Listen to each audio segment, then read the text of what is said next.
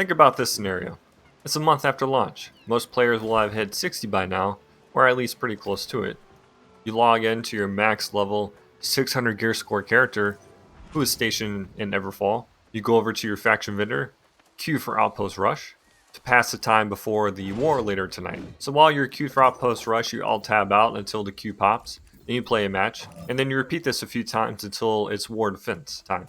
Log off. Hopefully you can see what the problem is here.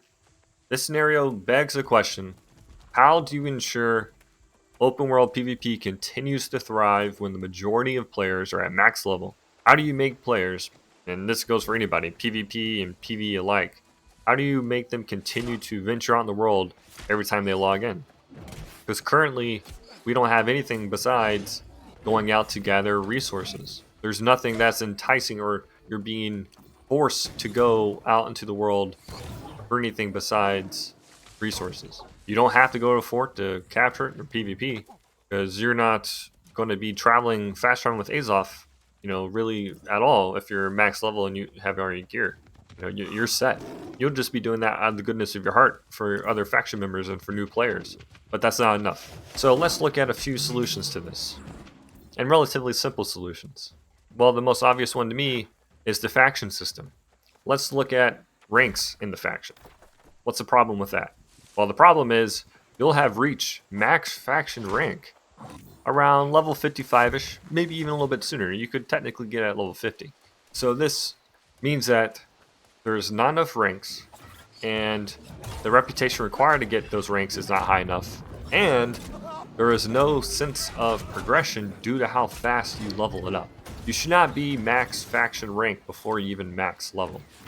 That doesn't make any sense. So what is the solution for this? You can add in more ranks and space out the ranks, so more reputation is required to reach each rank. Now on top of that, you add in officer ranks. And with these officer ranks comes with a caveat. There's a weekly decay on the reputation, and there'll be a threshold on the decay. So the decay means you will need to earn enough reputation to overcome the amount of decay that your rank would receive each week. So we can just say the threshold would be 40%. You would never lose more than 40% of your current rank for that week. And this only goes for officer ranks.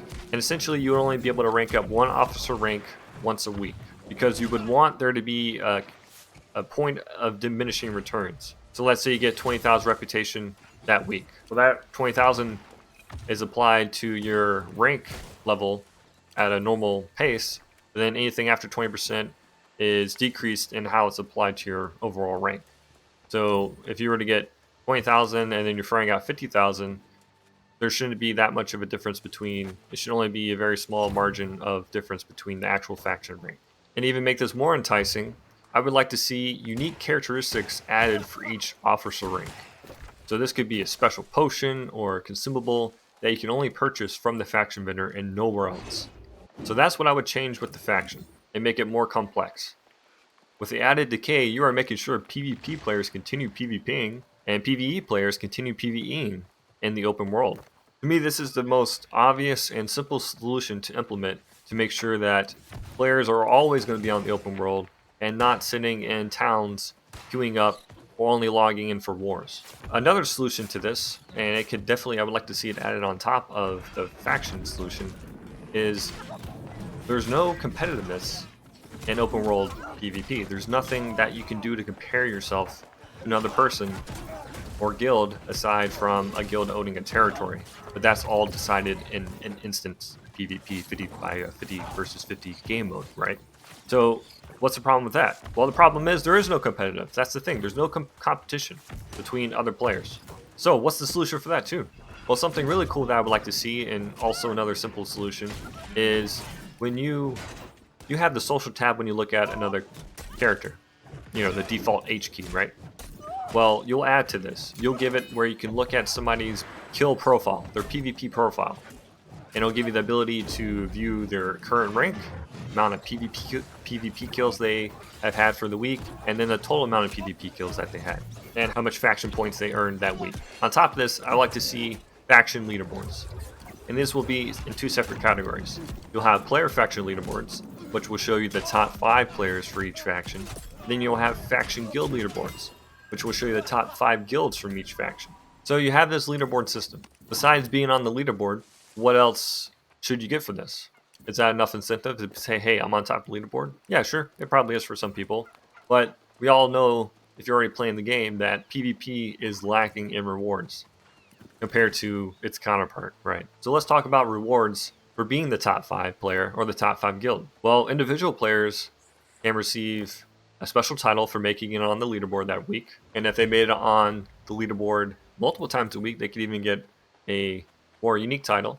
Then we could do something special for guilds. If your guild was in the top 5, then the guild leader for those guilds receives a one-time pocket spirit shrine, and they use it to open up a portal on their location. And then they pick the destination portal anywhere on the map. And this portal would remain active for 5 minutes, and it's only usable by members of that guild. And the last final solution to help keep open world PvP alive is guild wars.